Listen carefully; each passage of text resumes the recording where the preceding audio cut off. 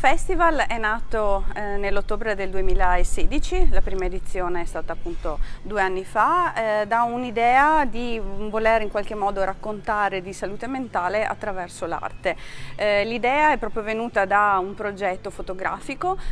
di 2 fotografi italiani relativamente agli ospedali psichiatrici giudiziari che nel 2016 erano in via di dismissione. Questo è stato, diciamo, il pretesto per raccontare di quelli che sono i luoghi deputati, che erano i luoghi deputati alla follia e che in realtà adesso hanno anche acquisito una nuova funzione, e attraverso l'arte tentare di affrontare il tema appunto della salute mentale, così anche per poter parlare di malattia mentale.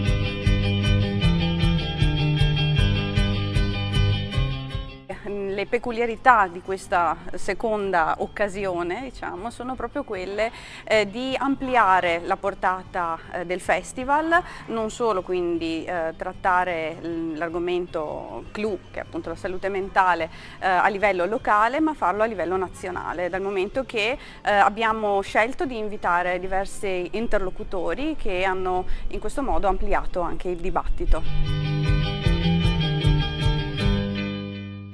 Abbiamo invece tirato dei fili un po' in tutta Italia tramite i rapporti che avevo per andare a indagare come appunto alcune realtà hanno saputo affrontare in modo diverso, in modo migliore, in modo alternativo alcune problematiche legate al tema della salute,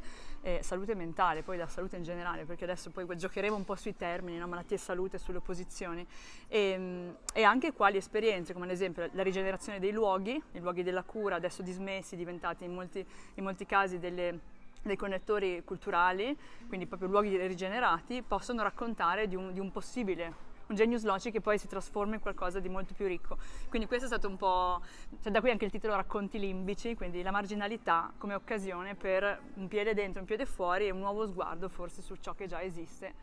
inedito.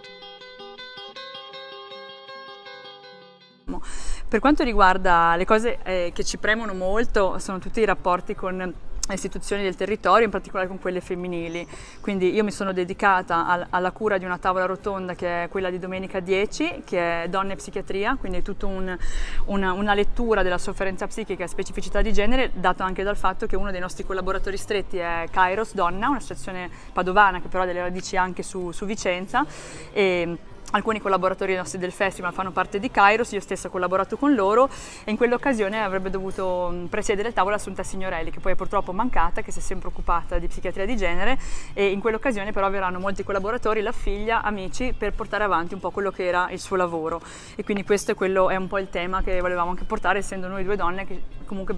di raccontare di come non è così semplice anche negli ambienti della cura essere donna, perché ci sono delle complessità che spesso non vengono affrontate. Un altro grande evento sicuramente è l'evento che conclude poi il festival, quindi domenica 10 alla sera al Teatro Astra andrà in scena l'Orchestra Invisibile,